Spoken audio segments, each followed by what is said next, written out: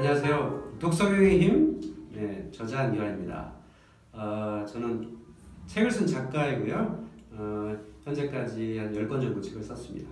안기환의 인문병법, 또 변화혁신, 역사시키를 찾다, 그다음에 마흔에 배우는 독서지략, 그런 책들을 썼고요. 이 10번째 책으로 독서의 힘이라는 책을 썼는데, 오늘 그래서 이 책에 나온 내용과 그다음에 독서교육은 무엇인지에 대한 내용들을 한번 말씀을 드려볼까 합니다. 네, 독서 경영에 관심을 가지게 된 동기는 무엇입니까, 대표님? 네, 제가 독서 경영에 관심을 갖게 된 건 회사에 처음 입사했을 때부터였습니다. 회사에 이렇게 들어가 보니 많은 분들이 이제 학습 문화를 가지려고 노력들을 많이 하더라고요. 근데 그게 부서에서 학습 조직이나 이런 것들이 이루어지고 있었는데 그게 계속되지 않는다는 것을 발견을 했어요. 근데 왜 학습 문화, 학습 조직이 계속되지 않을까 그런 생각을 해봤더니 이 회사에서 보면 가리키는 사람, 그다음 배우는 사람이 정해져 있어요. 대충 뭐 실력 있는 사람, 직급이 높은 사람, 일 잘하는 사람들이 주로 가리키고 좀 직급이 낮은 사람, 예를 들면 실선, 또 오히려 시간이 남는 능력 없는 사람 이런 사람들이 배우는 사람으로 돼 있다는 거죠. 그러다 보니까 이제 의욕은 있지만 몇 달 지나면 이제 학습 문화가 잘 만들어지지 않는 일이 발생을 하더라고요. 근데 그때 과연 나는 개인의 학습을 위해서 뭘 해야 될까 이런 생각을 하게 됐어요. 그리고 또 회사를 다니면서 어떤 미래에 대한 어떤 비전을 생각하게 되잖아요. 그때 과연 나는 이 미래에 어떤 사람이 될 수 있을까? 어떤 능력을 갖고 있게 될까? 이런 어떤 생각을 했을 때 마땅한 대안이 없었어요. 그래서 한번 책을 읽어보자 그런 생각을 하게 됐고, 그때부터 이제 직장을 하면서 꾸준히 책을 읽게 됐죠. 근데 제가 읽은 책들은 주로 제가 맡고 있는 일들을 잘하기 위한 방법으로서 책을 많이 봤어요. 그래서 경제경영서를 많이 보게 되는데, 그러다 보니까 이제 제가 맡고 있는 일들의 전문성이 조금씩 높아지게 되고, 그래서 일도 이제 주로 원래 소프트웨어 개발자였다가 엔지니어였죠. 그랬다가 이제 이렇게 경영관리직으로 바뀌게 되고, 그 다음에 그 덕분에 또 창업도 하게 되고, 또 회사를 창업해서는 제가 책에서 읽었던 그런 다양한 이야기들을 어떤 경영적 이론들을 현장에 적용도 해보고, 제가 마케팅 활동도 하고, 그 다음에 투자이주도 하고, 여러 가지 해서 조직도 만들고 하는데 책 읽기가 굉장히 많이 도움이 됐어요. 그래서 제가 읽었던 그런 책 읽기를 다른 사람들한테 한번 전해주면 어떨까 그런 생각을 많이 하게 됐고요. 제가 만들었던 회사에서 그런 것들을 실제 적용을 시켜봤죠. 정기적으로 독서토론 모임도 운영을 해서 하게 되고, 그래서 많은 어떤 제 동료들한테 책 읽기를 많이 강조하고 이런 이제 어떤 프로그램 만들기를 하기도 하고 했어요. 그래서 제가 나중에 이제 실제 회사를 그만두고 강의 활동을 하는 과정에서 제가 읽었던 책 읽기, 그 다음에 제가 그 다른 분들한테 전해주면서 만들었던 방법론 이런 것들을 다른 회사에도 한번 적용을 시켜보자 라고 해서 그것이 이제 독서교육이라는 걸로 이제 발전하게 됐죠. 그 사이사이에도 제가 독서토론 모임도 만들어서 운영을 하게 되고요. 지금은 독서교육 포럼이라는 것들을 하고 있는데, 그 과정에서 이제 저는 독서교육 방법론들을 개발해서 사실은 이제 적용을 시키고, 또 지금 이제 이걸 책으로 만들어서 이렇게 펴내게 된 것입니다. 네, 책 제목이 독서 경영의 힘이잖아요. 네. 네, 어떤 분들은 독서 경영이라고 하면 굉장히 낯선 그런 개념일 수 있을 텐데, 이 독서 경영이란 어떤 의미인지 좀 설명을 좀 부탁드리겠습니다. 어떤 분들은 시간이 없어서 책을 못 읽는다고 흔히 그래요. 그러면 과연 독서는 시간이 나면 하는 것일까? 여기에 대한 의문이 사실 있을 수 있어요. 우리는 이 독서는 시간 나면 재미삼아 하는 거라고 생각하는 경향들이 있고, 아니면 뭐 학생들이 하는 것 이렇게 생각할 수 있거든요. 근데 제가 보기에 어른들의 독서는요, 물론 시간이 남아서 시간을 때우기 위해서 하는 독서도 분명히 있죠. 또 재미있는 책을 골라서 좀 재미를 위해서 읽는 독서도 분명히 있습니다. 근데 그거보다 우선한 것은 우리가 내 실력을 좀 더 갈고 닦기 위한 학습으로서의 독서, 이런 것들이 어른들, 특히 직장인들한테 꼭 필요하다고 생각해요. 그래서 저는 직장인들이 자기가 맡고 있는 일에 대한 전문성을 높이기 위한 독서, 이런 걸 저는 독서교육이라고 정의를 하고요. 저는 독서를 할 때도 반드시 성과가 있어야 된다. 그런 말들을 합니다. 근데 독서에 꼭 성과가 왜 있어야 되냐라고 생각할지 모르지만 저는 모든 일에 있어서 성과가 나지 않으면 그 다음 단계로 진행이 되지 안 되거든요. 그래서 이 성과는 꼭 능력 개발만이 성과는 아니에요. 그 재미도 사실은 성과의 하나예요. 책 읽었는데 재미가 있었다. 그럼 다른 책을 또 읽게 되잖아요. 이것도 사실은 중요한 성과거든요. 그래서 독서 경영에 있어서는 어쨌든 성과가 나는 독서를 해야 되는 거죠. 그래서 독서 경영에 성과 내려면 결국은 자기한테 잘 맞는 책들을 잘 골라야 되고 그걸 통해서 또 다음 단계를 가게 되고 또 더 나은 책도 읽게 되고 거기서 내가 또 변하게 되고 결국 변한다는 건 성과니까 그래서 자기가 맡고 있는 전문성이 점점 높아지는 것 저는 이걸 독서 경영이라고 이제 정의를 하고 있습니다. 그래서 성과는 독서 활동 이것이 바로 독서 경영입니다. 네, 독서 경영의 힘 이 책의 부제를 보니까 개인과 조직이 함께 성장하는 직장 독서 방법론이에요. 네. 이 책의 핵심 포인트가 뭔지 좀 궁금합니다. 이 책을 제가 쓰게 된 가장 큰 그 이유는요.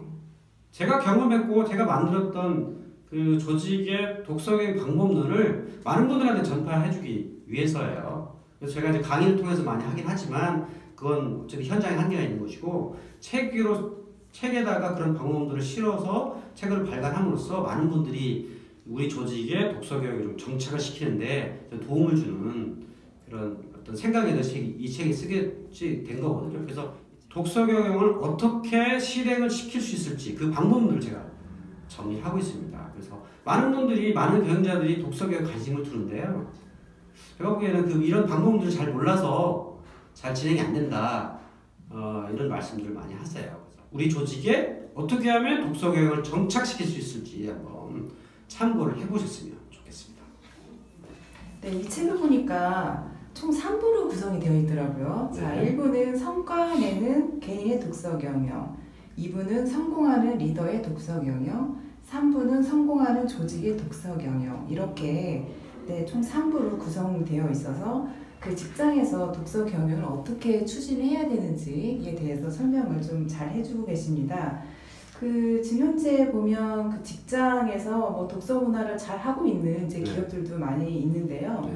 자, 직장 독서 문화를 만들기 위한 뭐 여러 가지 조건들이 있을 텐데 가장 중요한 조건들이 있다면 좀 뭐가 있는지 좀 부탁드리겠습니다. 저는 성과 내는 독서를 하기 위해서는 일단 우리 직장이 어떤 특성을 갖는지를 좀 분류를 해봐야 될 것 같다고 생각해요.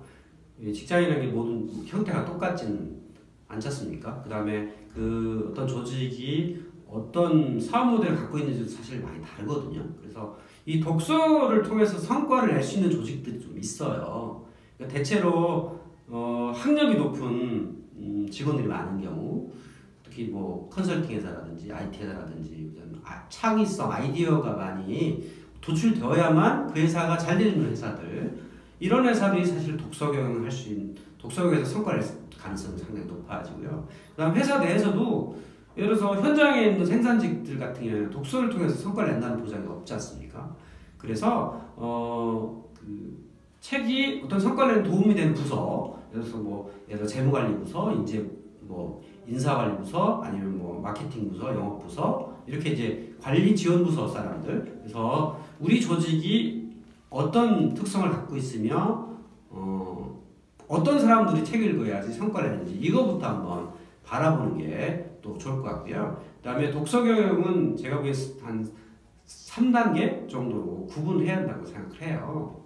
일단 조직의 독서 문화를 정착시키는 방법이 있어요. 근데 이거는 이제 하나의 경영자가 회사의 어떤 조직 문화의 일환으로서 독서를 활용하는 것이 주시겠죠. 이거는 전 직원한테 이제 적용을 해서 예를 들어 한 달에 한 권 정도 읽고 독서 발표를 한다든가 여러 가지 또 있겠죠. 이건 이제 전 직원한테 적용할 수 있는 것인데 두 번째 단계가 있어요. 첫 번째는 독서 문화 단계라면 두 번째는 독서 학습의 이제 단계가 있어요. 이 독서 학습의 단계는 전 직원한테 이거를 하는 건 좀 무리일 것 같아요. 제가 앞서 말씀드린 것처럼 독서가 그 사람의 성과에 직접적인 관련이 될 수 있는 그런 직무를 맡은 사람들한테 이게 이제 독서 학습 단계가 필요하다고 봅니다. 그래서 요 단계에서는 좀 더 많은 양의 독서를 좀 더 해야 될 것이고요. 그다음에 좀 더 집중적인 어떤 그 학습으로서의 독서가 이루어질 수 있는 그 어떤 경영 활동들이 있어야 된다고 생각해요. 그리고 이제 3단계를 가면 2단계에서 독서 학습 문화가 이제 정착이 되면 이것이 진정한 이제 어떤 경영 성과로 연결되는 독서 경영 단계로 저는 이제 갈 수 있다고 봅니다. 그래서 독서를 통해서 우리가 흔히 독서 경영하면 경영 성과를 내기 위해서 하는 것이다라고 하는데 경영 성과를 내려면 결국은 성과를 낼 수 있는 사람들은 집중하는 것 이런 것들이 굉장히 중요하거든요. 그래서 아까 앞에 한 것처럼 학력이 높은 사람들, 그다음에 창의성과 어떤 아이디어가 도출돼야만 하는 그런 직무인 사람들, 그다음에 또 회사의 성과에 직접적인 영향을 미치는 리더들 이런 분들이 집중해서 해야만 원하는 독서 교육의 효과가 도출될 수 있다. 예, 그런 생각을 합니다. 그래서 독서 교육은 3단계로 이렇게 나눠서 구분해야 된다. 독서 문화 단계, 독서 학습 단계, 독서 교육 단계.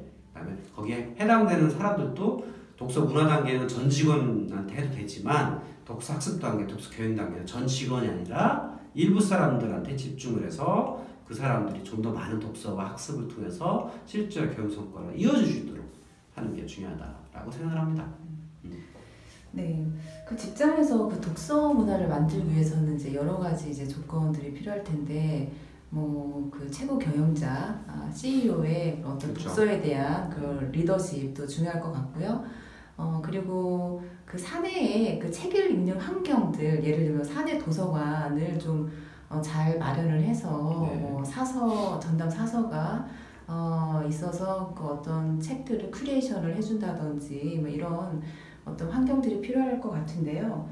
그 성공하는 조직의 그런 독서 경영을 위한 그런 제반 환경을 어떻게 만들어야 될지 좀 의견을 좀 부탁드리겠습니다. 일단 제일 쉬운 방법이 사내도서관 만드는 거일 것 같아요. 사실은 뭐 도서관 만드는데 큰 비용이 들어가는 게 아니거든요. 또 어떤 공간 같은 경우에도 회사에 보면 유휴 공간들이 많아요. 그러니까 초기에는 그런 회의실 한쪽이라든지 뭐 복도 같은 데도 좋고, 어떤 회사에서는 접견실을 이렇게 그러니까 도서관을 만든 경우가 상당히 많이 있어요. 그러니까 별도의 공간을 만들지 않더라도 책 구입 프로세스만 한다면 충분히 사내 도서관을 만들 수 있는 환경이 되는 것이고, 비용도 사실 책 구입 비용이 그렇게 크지 않거든요. 그래서 일단 사내 도서관을 만들어서 쉽게 책을 접할 수 있도록 하는 게 또 우선일 것 같고요. 또 리더 역할이 굉장히 중요하겠죠. 리더가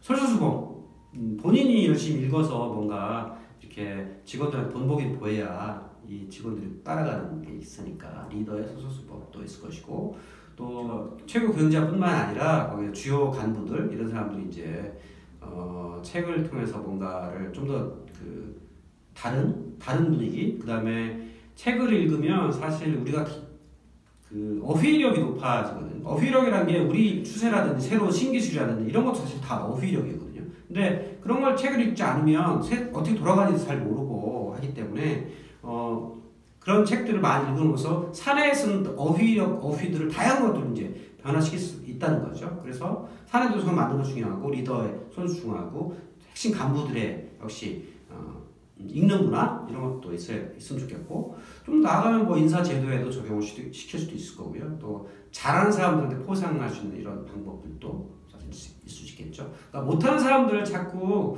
책 읽기 싫어하는 사람들한테 읽으라고 강요하는 것보다 읽기 좋아하는 사람들 위주로 그런 사람들을 적극 독려함으로써 사내 독서 문화가 자연스럽게 퍼질 수 있는 그런 방법들을 채택하는 게 더 좋다고 봅니다.